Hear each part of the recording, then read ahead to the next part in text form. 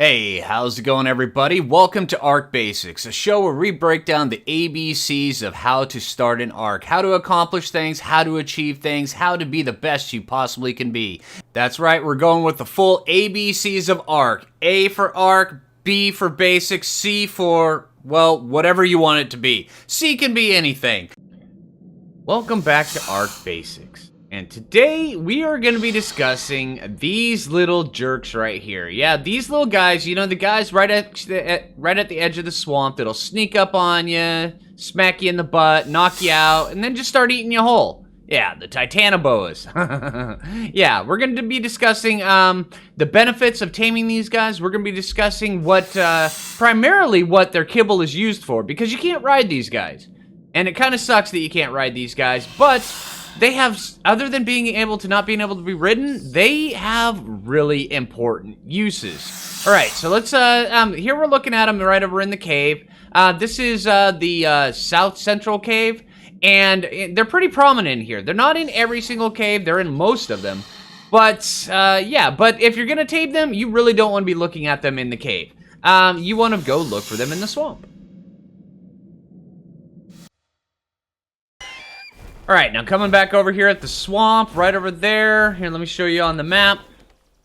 Bam, right down here, super easy. Do I have gamma turned on? Probably should have checked this before I start. There we go. Alright, good. I was in that cave. Sorry. Alright. There were just two boas right here. Where'd they peace out to? Alright, well, hey, let's go over here. Let's take a look, because there's always boas over here. I mean, lots and lots of Titanoboas over here. So we can just be able to pop right over here, and we'll see a couple of them just right here. Or not.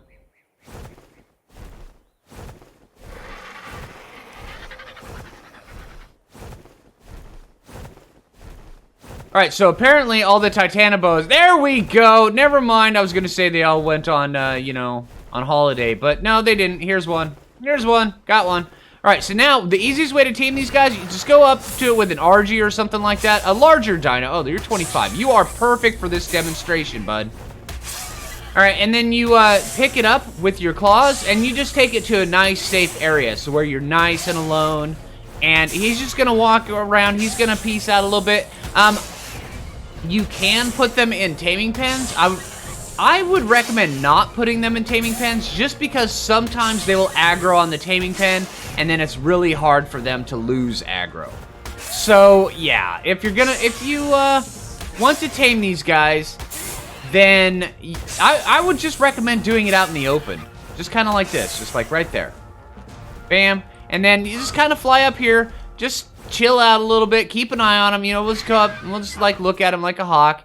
Oh, no, don't eat the food, buddy. No. Oh, dude. Oh, no, Foo, I have to save you. Oh, buddy. Oh, no, no. Foo. Alright, well, here, come here. Alright, let's get you over here. Nice and safe spot. There we go. And then I'm going to go kill these raptors, and then we're going to come back once this guy loses aggro. Alright, now that this guy's thoroughly lost aggro, at least I hope he's lost aggro, now we're just gonna follow him. Alright, now from what we do is we open up our inventory and we have eggs just sitting right like this. And we're just gonna pop him down on the ground. And he's gonna walk up to him. And he's gonna eat it. And this is how you tame it. They're kind of a passive tame like this, but instead of sticking the eggs up their butt, you have to feed them just like this. And then when you do this, make sure that the eggs are in your inventory. If they're in your dino's inventory, or your Argent's inventory, or your Flyer's inventory, anybody's inventory but yours, they will not tame up properly. Where'd you go, bud? Dude, I was talking, man. Why are you... Oh, there you go. Peacing out. All right. Man, and then when they gain aggro... Oh, no, I have to let it eat the foo. Oh, no, that's so horrible. Alright, well here, have an egg to go along with your foo, alright? Monkey and eggs. How's that work for you, man? Alright, go eat the egg. Come on, man. I know you want to. I see you working on your way around. Okay, well, let's go drop another one right over here in front of him. right, come on, bud. And then eventually, if they're being picky like this, sometimes they'll just take forever to tame up. But, yeah, you just have to throw out a few eggs. Let them get their pick. Eventually, they'll go up to it, start nibbling on it, and then they'll be yours. All right, but when it comes down to the eggs that you can use for these things, generally it's generally classified as the more difficult tames and the longer tames generally have the best effectiveness. I'm using Rexes just because I had a bunch of Rex eggs readily available. I already had everything set up just so I could go start breeding the Rexes and then get everything going. But yeah, you can use all sorts of different things. You can use Therizina eggs, you can use Lystrosaurus eggs, and they're actually pretty good. And then you can also start using, well, pretty much just about any egg you want. Trudon, if you really wanted to. Dillo. Yeah, and all of them have varying effectivenesses of how effective they are. And they're not going to really change the taming effectiveness, but they're going to change the amount of taming percentage, or taming percentage you get per bite. Yeah, they will change the taming effectiveness a little bit. Not that much, all right? So use whichever egg you want. Just don't use dodo eggs, all right? Don't use fertilized dodo eggs. They're really not that great for this, but generally, all the other eggs are okay. It just depends. It just determines how long this process right here takes. All right, Andy's R's. All right, that wasn't too easy. Only took 2 eggs. I dropped a third one right here just because he was being difficult. But he ended up eating 2 Mesopithecus in the process, dude. You suck, man. All right, but now that we've got this guy, and I would recommend, normally when it comes to taming your Titanoboas, the lowest the best. If you want them to be able to take a hit or something, say like if your base is in a dangerous spot and every once in a while something will swoop in, I'd say somewhere around 50. Level 50 is good. That way there they have a little bit of hit points, but generally the lowest is the best. And also I've heard some weird rumors on the Steam forums and all sorts of weird places about how you sex a Titanoboa. Yes, I've heard these things. They all lay eggs. Every single one of them. No matter what people say, there is no gender. See, look, it says right up here, gender in A. There is no gender for a Titanoboa. All right.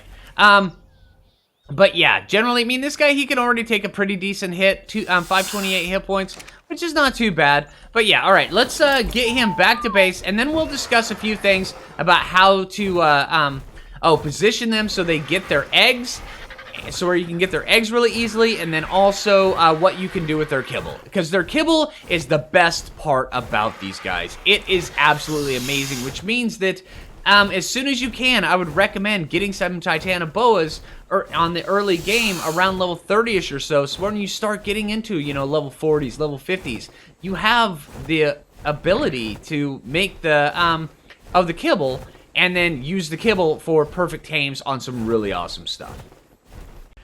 All right, and we're back. Okay, so I'm parked back over here at base, and there's a couple different ways that you want to park these guys for getting their eggs, because as you will notice, a snake is kind of a flat plane, which means that you have to be able to get underneath its butt, and then you have to guess where its butt is, which is generally right about, here, let me break out the pointer, right about there.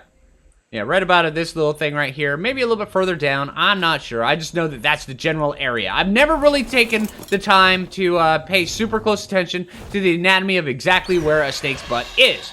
But if I were, that's where I'd have to guess. Now, I have this little thing right here, and this is where I generally drop my snakes. Just right, bam. Like that, so where it kind of props them up, so where they can be within range of the Oviraptor, because the Oviraptor fully works on them. You'll see, yeah, they got the little egg buff going on.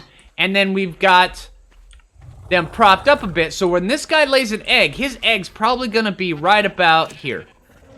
Right about there. Maybe underneath here. But yeah, we will definitely be able to see it when he pops out an egg. So like this guy right here, his eggs usually pop out right about here. Sometimes they'll glitch out and they'll pop in right in here in the corner. I've got this guy down to a science. And then this one right here, this guy right here, he generally drops out his eggs right about here. And it works out pretty well. Now, I've also heard that if you take Titanoboas and you put them in water, that the eggs will float. I've never experimented with that, but hey, if you're willing to do it, then go see if the eggs float. I'm not sure, but yeah. Okay, so now when you actually have the Titanoboa, when you have them set up and then you start getting eggs, their eggs are going to look just like, where are they?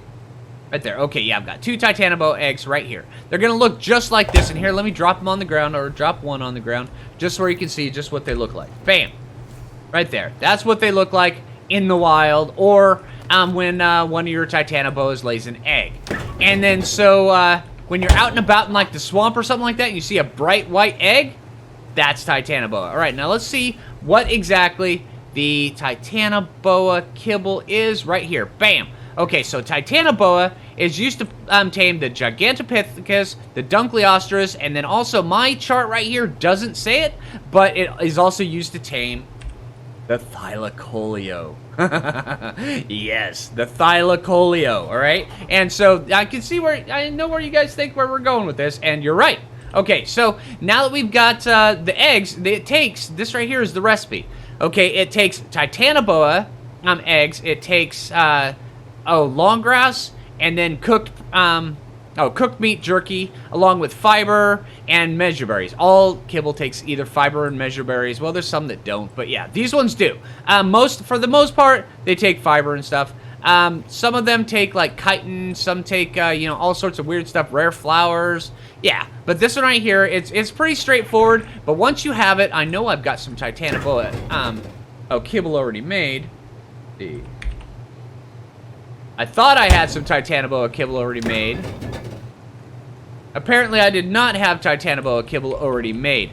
But yeah, so once you actually have that stuff, you can go out and you can use their kibble for taming all sorts of cool stuff. So yeah, all right, so that's basically about it for the Titanoboa. I mean, if there's stuff I missed, please mention it down in the comments, because, I mean, when it comes around for Titanoboas, they're not the biggest, best, most awesome dinos that you'll get, but in order to get one of these dudes over here, a Thylacoleo, it is super recommended that you get Titanoboas and then you use them for their kibble, and then just add them to your kibble farm. And this right here, this is my kibble farm. I've got so many dinos packed inside there just for their eggs. Yeah, and then the Titanoboas are probably the most sought after eggs that I have inside of there. At least at the moment they are, because come on, Thylacoleo.